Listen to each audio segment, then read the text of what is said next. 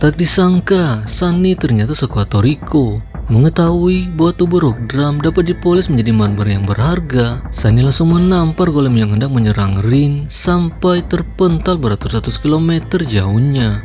Tak puas dengan satu golem saja, Sunny mulai menyerang golem-golem lain untuk mengumpulkan lebih banyak batu yang indah.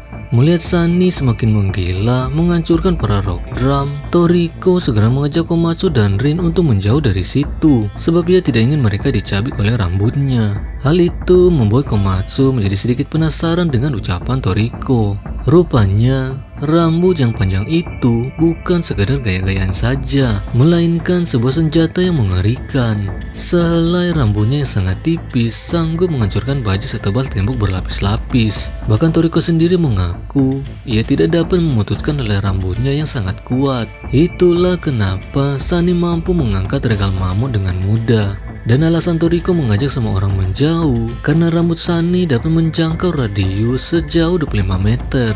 Jelas jika mereka berada di situ, sudah pasti Toriko bersama semua orang akan menjadi daging cincang.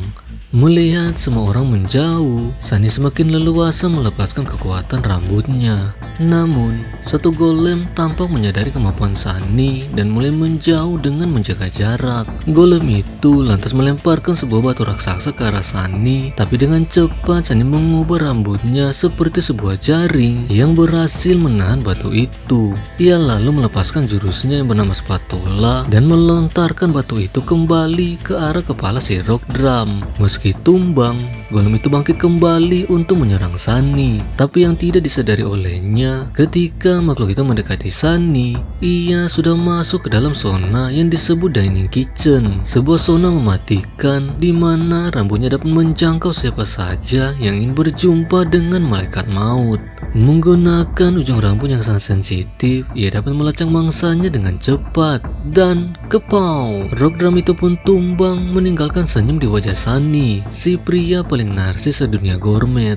Di tempat lain, sebuah GT robot sedang berkeliaran mencari regal mamut sambil memusnahkan hewan-hewan di sekitar. Namun belum lama berada di pulau itu, si GT robot tiba-tiba diinjak oleh seekor makhluk raksasa yang sangat masif yang lewat di depannya. Makhluk itu tidak lain adalah regal mamut dewasa yang tanpa sengaja menginjak GT robot sampai hancur. Setelah Sunny mengalahkan semua Rock Drum, ia bersama Toriko dan kawan-kawan mulai mengumpulkan batu yang begitu indah. Akan tetapi, saking sibuknya mengumpulkan batu-batu tersebut, salah satu Rock Drum yang sebelumnya dihempaskan Sunny tiba-tiba kembali dan menendang kelima orang tersebut sampai melayang beberapa ratus meter jauhnya.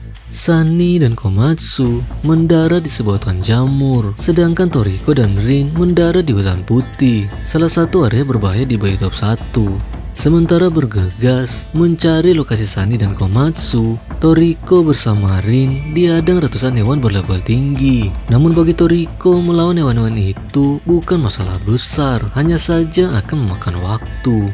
Jika dibiarkan berlarut-larut, bisa-bisa Komatsu dan Sunny akan kewalahan seandainya bertemu dengan para GT Robo. Ia pun meminta pada Rin untuk menyemprotkan botol fragrance ke tubuhnya agar dapat meningkatkan kekuatan sel gourmet menjadi 2 kali lipat. Dengan begitu, ia dapat mengintimidasi hewan-hewan sekitar supaya mereka lari ketakutan. Rin pun segera melepaskan gasnya yang menyelubungi tubuh Toriko, dan seketika saja Toriko berubah menjadi seekor ogre raksasa yang mengerikan, menyebabkan semua hewan ketakutan melihat penampakan itu, dan dalam hitungan detik saja mereka sudah kabur.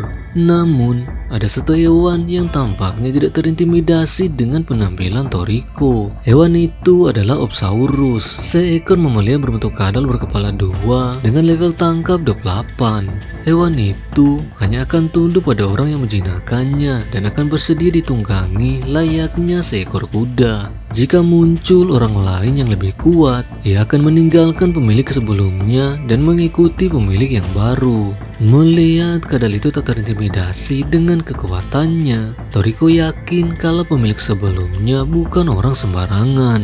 Di tempat lain, Battle Wolf yang terpisah dari Toriko sedang melaju mencari keberadaannya. Serigala itu dapat merasakan kemunculan GT Robo yang datang ke Pulau Boy Top 1, sehingga ia ingin memperingatkan Toriko dan kawan-kawan akan bahaya yang mengancam. Satu sosok yang diwaspadai dari antara GT Robo yang datang adalah GT Robo yang dikendalikan oleh Starjun. Gerombolan Rock Drum yang ingin mengganggunya saja dihancurkan porak-poranda bagaikan puing beruntuhan.